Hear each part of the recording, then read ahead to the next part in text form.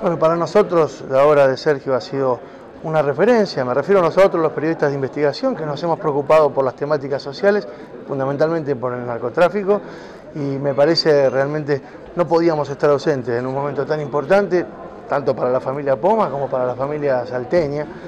preocupados siempre por esta cuestión del narcotráfico, y por eso, ni bien nos hicieron el convite a venirnos, acá estamos, presentes, dando el presente para decir que nos interesa mucho dar esta pelea, una pelea contra los poderes más siniestros que tiene la humanidad y que realmente merecen que estemos permanentemente alertas para evitar que nos roben la vida a nuestros hijos.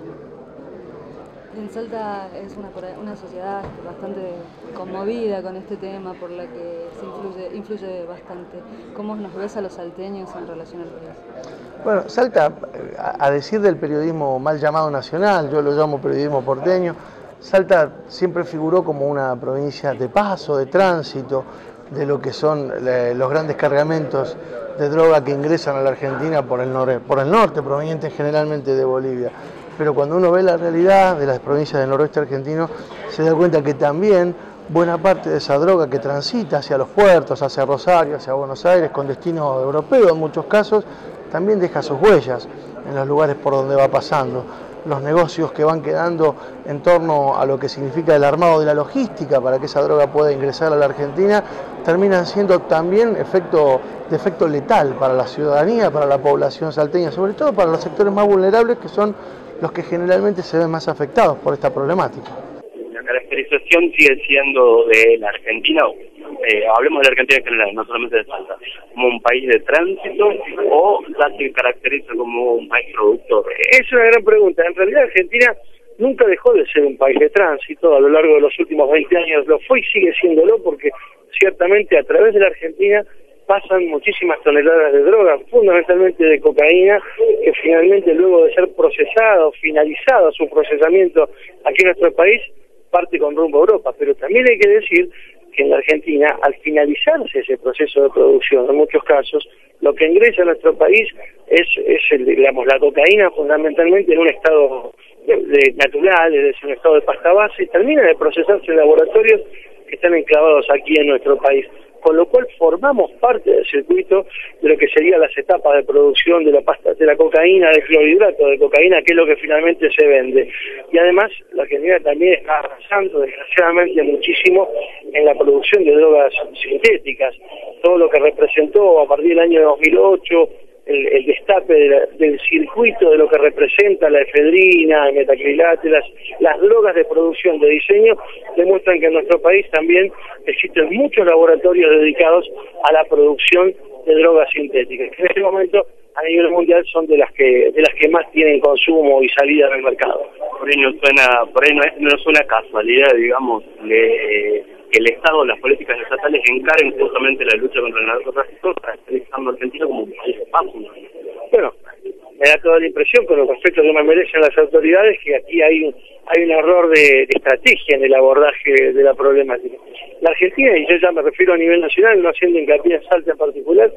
la Argentina tenía una política bastante errática en materia de lo que representa la prevención de la drogadicción, pero también la lucha contra el narcotráfico. De hecho, la Secretaría que se encarga de esta temática, pues fíjate que ha transitado por diferentes rumbos, pero todos bastante erráticos. Durante el kirchnerismo, la gestión de José Ramón Granero realmente dejó bastante que desear en materia de lo que representa la existencia de una Secretaría de Estado dedicada a un tema que en la Argentina no ha visto más que crecer su producción y su actividad en los últimos años. Luego el paso breve de Rafael Bielsa, que prometía realmente reorientar con una focalización puesta en la lucha contra el narcotráfico importante, finalmente Bielsa se va de la Secretaría y ahora prácticamente hace ya varios meses se encuentra haciendo una designación formal de una cabeza visible, de una persona a cargo, con lo cual me da la impresión que a nivel nacional el rumbo en cuanto a la política de drogas es bastante errático y no pareciera estar encaminado a dar esta pelea que necesitamos que el Estado dé para proteger la vida y la salud de los ciudadanos. justamente la obra que se presenta hoy, o el relanzamiento de la obra, hace referencia justamente a esto, digamos, entre el narcotráfico y el poder político, que es una cuestión que por ahí el saber popular lo impulsa o se salta. Bueno, este dato contiene datos concretos, digamos. ¿Cuál es tu parecer sobre este acercamiento con la obra? Por supuesto, además, también yo, inspirado un poco en el trabajo de Poma, hicimos un trabajo de investigación nosotros, al que titulamos País Narco, y en donde abordamos justamente el efecto nacionalizador de esta cuestión del crecimiento del narcotráfico. Mira, claramente, cuando hablamos de connivencia de los sectores estatales, no podemos hablar solo del sector político. El primer acto de connivencia del Estado con los poderes del narcotráfico comienza en la escala más baja, que son los efectivos de seguridad, las policías, las fuerzas de seguridad, la gendarmería. Todos ellos tienen vínculos conniventes con los poderes del narcotráfico. Esto yo te muestro un primer eslabón. Luego está la protección política, que en muchos casos aparece y emerge de la mano de referencias locales y también de referencias provinciales y nacionales, que en muchos casos por omisión y en otros por participación y acción directa terminan siendo funcionales a los poderes del narcotráfico. Y por último, te encontrás con el Poder Judicial, en donde en general las causas por droga se acumulan, en muchos casos,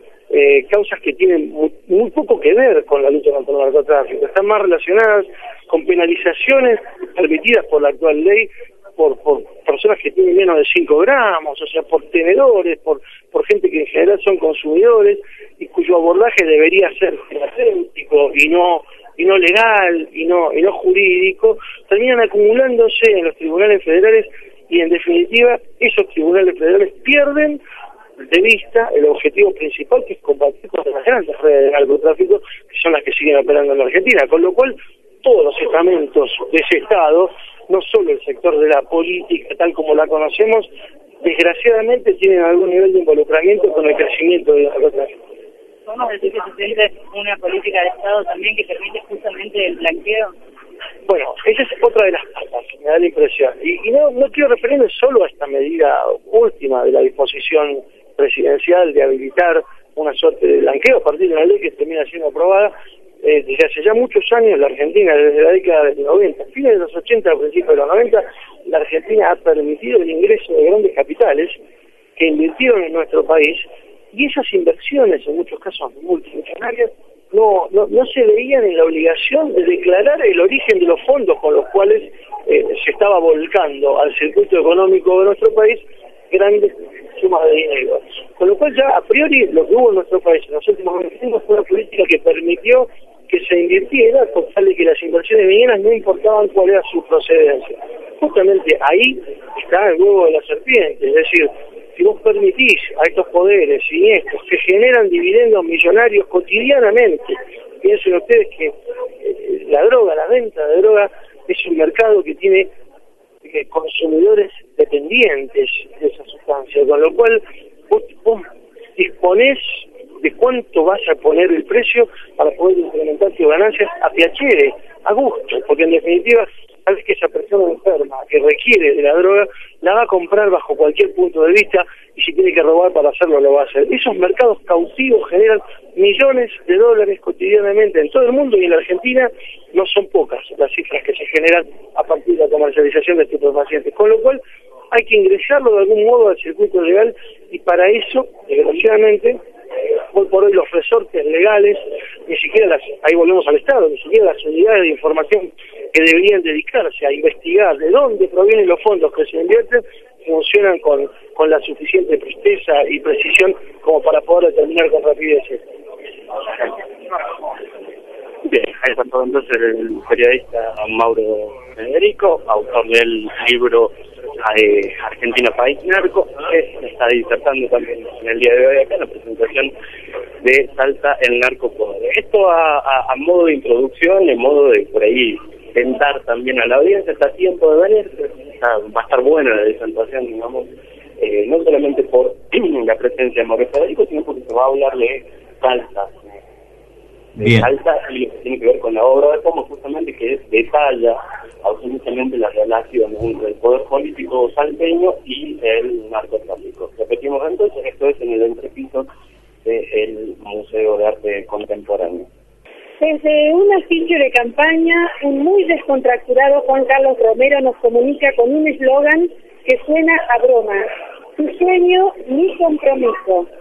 Traté de imaginar cuál hubiese sido la reacción de Sergio Poma ante esto e intenté dar con algún concepto, con alguna de las innumerables figuras gramaticales y retóricas con las cuales habitualmente describía al ex gobernador. De todas ellas, la más acabada, visceral, enjundiosa, la que portaba la rabia de la injusticia, de la impotencia por tanta corrupción institucionalizada y que aún disfruto en mis momentos de nostalgia, recuerdo esta: Romero, sos un delincuente de la peor calaña. Probablemente hubiéramos acordado que, en todo caso, en sus 12 años de desgobierno, Juan Romero solo se comprometió con sus propios intereses, el de sus familiares y amigos, más que un sueño, una verdadera pesadilla. La impotencia y responsabilidad social como periodista y ciudadano llevó a Sergio a plasmar en el libro Salta, el narcopoder, el fruto de sus investigaciones sobre la corruptela romerista. Este libro, de imprescindible lectura, sin formidable esfuerzo ciudadano y rigor periodístico, es un verdadero catálogo de las perversiones del poder, especialmente entre los años 1995 y 2007. Un ayuda-memoria para quienes no quisieron o no pudieron ver en el momento que los altísimos índices de exigencia y pobreza, la desintegración social, la exclusión, el remate o apropiación indebida de bienes y recursos del Estado, la represión como método para acallar las demandas y protestas populares, las elevadas tasas de homicidios, femicidios, aún sin resolver, los feroces ataques a la libertad de expresión, FM Noticias, Nuevo Diario, entre otros medios que pueden dar fe de ello, la expansión y apogeo del narcotráfico en esa época fueron consecuencia de la corrupción. No hubo un caso tan revelador como el brutal crimen de la pequeña productora Liliana Ledesma en Salvador Maza, que pusiera al descubierto la abominable relación entre el poder político y el submundo del narcotráfico en esa provincia. Una justicia lenta, miope, parcial, cuando no dependiente del poder político, permitió hasta ahora que el actual senador Romero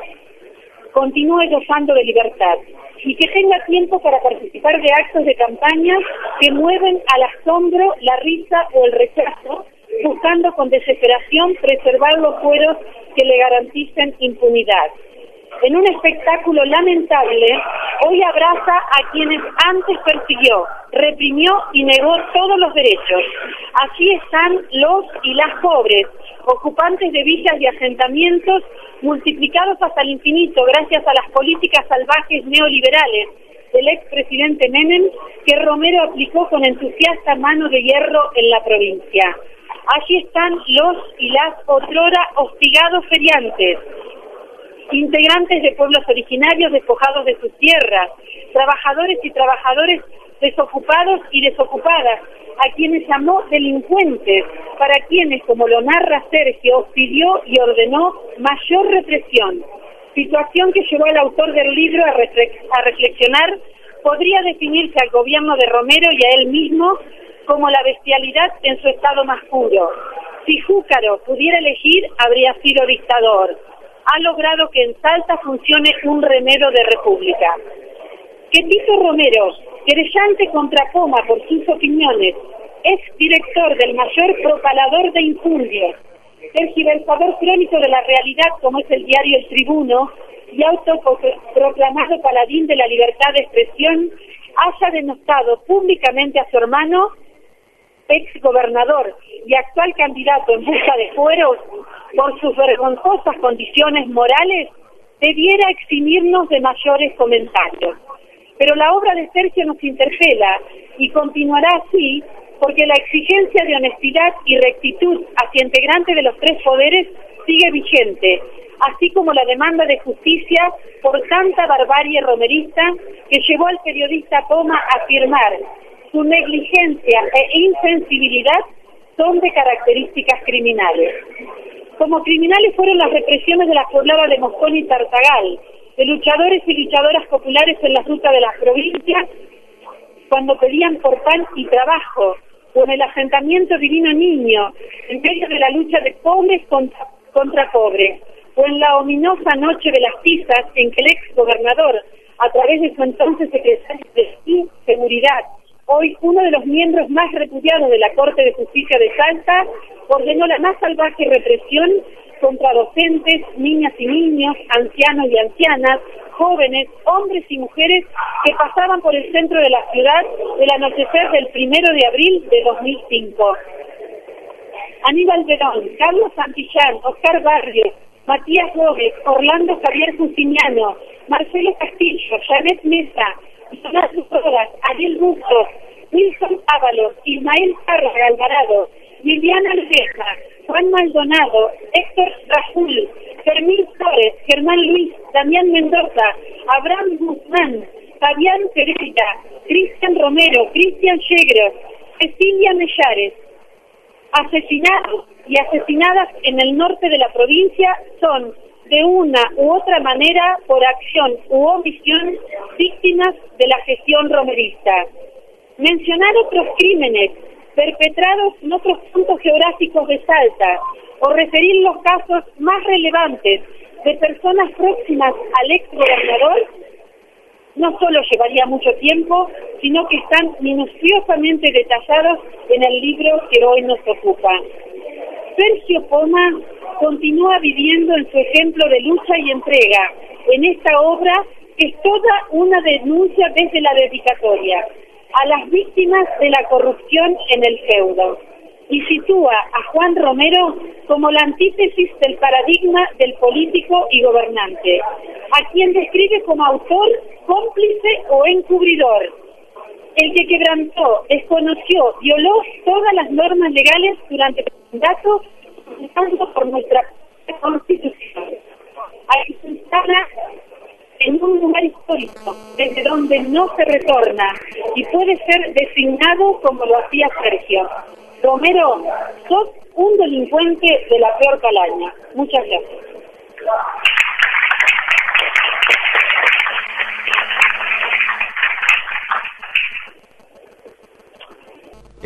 Lo escuchamos, Daniel. Preguntaba de qué es la vida de Ernesto José Aparicio. El ex diputado Ernesto José Aparicio, que en la sentencia que condenó a los asesinos de Liliana Ledesma, está ordenado que se lo investigue y que continúe la instrucción. Y el expediente no ha agregado una sola hoja. Ernesto José Aparicio, al amparo del poder hoy vigente en la provincia de Salta. La estructura del poder que lo defendió al autor ideológico del asesinato de Liliana Ledesma es hoy la señora Fanny Velarde, la mandamás de obras públicas de la Intendencia de Salta. Y quien más lo defendió hasta último momento en la Cámara es hoy el diputado nacional Pablo Cosino. Y quien no movió un dedo para la investigación de Liliana Ledesma, el ex procurador Aldo Sarabia, es hoy el asesor de seguridad de Juan Manuel Urtubey. Entonces, este libro, además de ser premonitorio, tiene una total vigencia. La perversidad de Juan Carlos Romero hizo modificar 3 veces nuestra Constitución, no solamente para reelegirse, sino para instaurar un sistema donde el poder administrativo único pueda manejar la corrupción a su antojo, lo cual sigue ocurriendo hoy. El gobernador nombra a los fiscales, el fiscal de Estado, al procurador, a los ministros de la Corte, no hay tribunal de cuentas, nombra a la mayoría de la auditoría. Todo este esquema perverso para la corrupción sigue vigente y el actual gobierno no ha cambiado ni piensa cambiar absolutamente nada. Sigue estando el Banco Macro que Juan Carlos Romero vendió por un decreto de necesidad y urgencia en enero de 1996 al hoy sospechadísimo lavador de dinero Jorge Brito. Sigue estando el juego privatizado aquí, siguen estando los peajes y siguen estando las multinacionales petroleras creando desempleo en el norte. Este libro, El Narcopoder, no es un libro de historia, es un libro de actualidad. Está absolutamente vigente. Ojalá que nos sirva su lectura y su relectura para poder seguir descubriendo cómo los esquemas de dominación de una clase elitista, oligárquica, corrupta, nos siguen dominando a todos nosotros. Muchas gracias.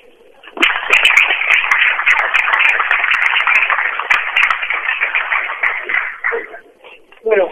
muchas gracias por la invitación. Para mí es un gran honor que me hayan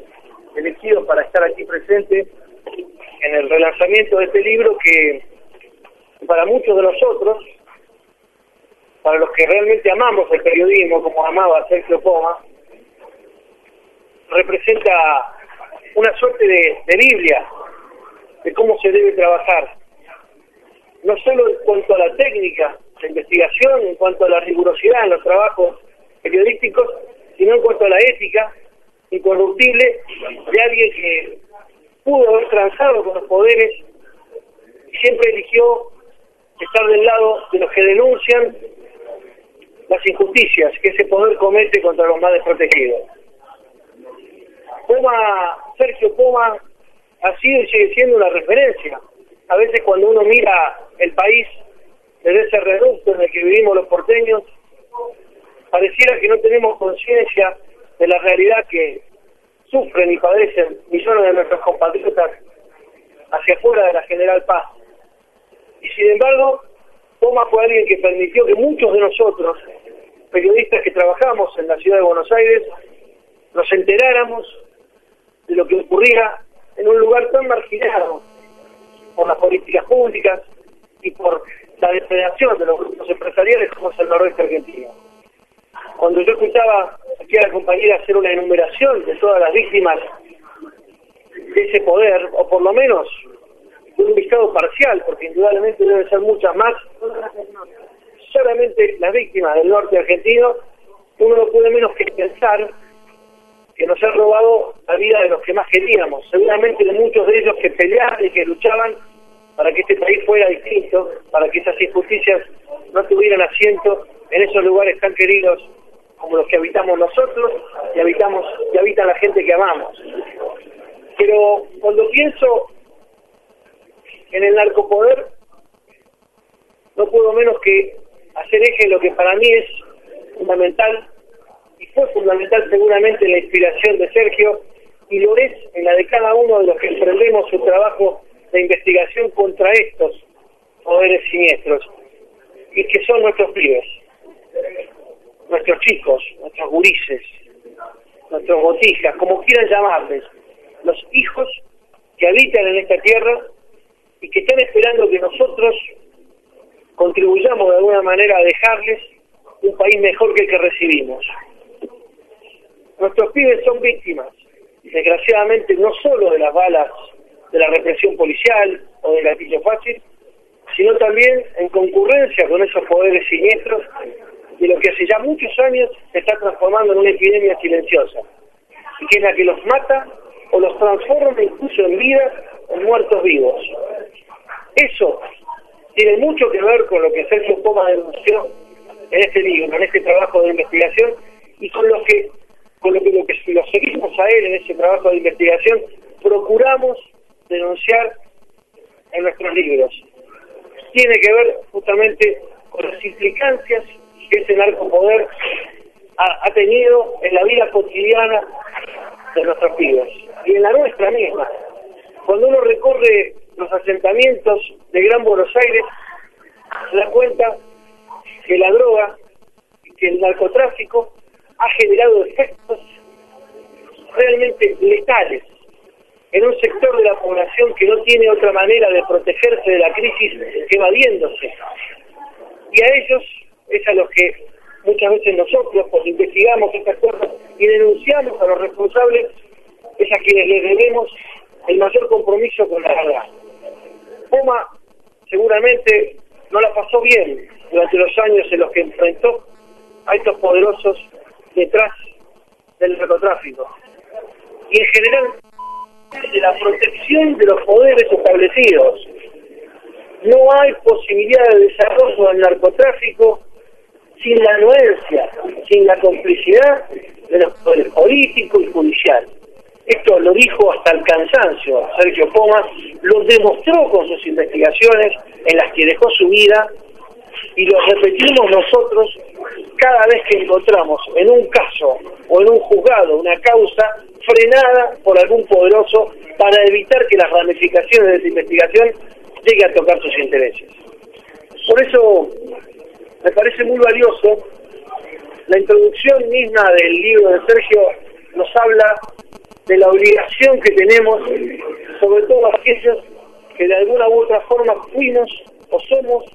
víctimas directas o indirectas de este narcotráfico y del poder que el narcotráfico tiene sobre la vida de nuestros hijos. Yo tengo 2 hijos, Ariel de 19 y Emilia de 13. Ariel hace 3 años está llevando adelante una pelea fuertísima con una adicción que degeneró el consumo de sustancias de las que la ley considera prohibidas. Mi hijo se transformó en un ejemplo de vida para mí y para su madre y para su familia, porque decidió él dar esa pelea luego de haber estado metido en el corazón de sectores y de lugares y de ámbitos que jamás ni nosotros, con su madre, ni él mismo pudo haber imaginado que estaba o que iba a llegar a estar. El dolor inmenso que a un padre le provoca encontrarse ante una situación como esta puede motorizar con su energía muchas de las cuestiones de las que estamos hablando hoy. Seguramente Sergio vio a muchos padres y vio a muchos hijos sufrir el flagelo de la droga. Y eso fue, indudablemente, una parte importante de su inspiración,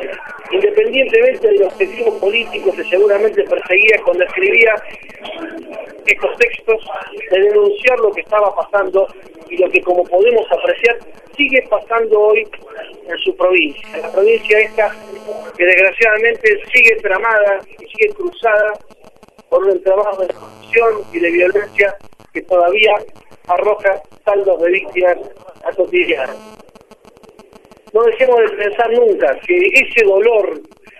el que puede sentir una familia, el que puede sentir un padre, una madre, un hermano, un amigo, por ver caer a un familiar en el flagelo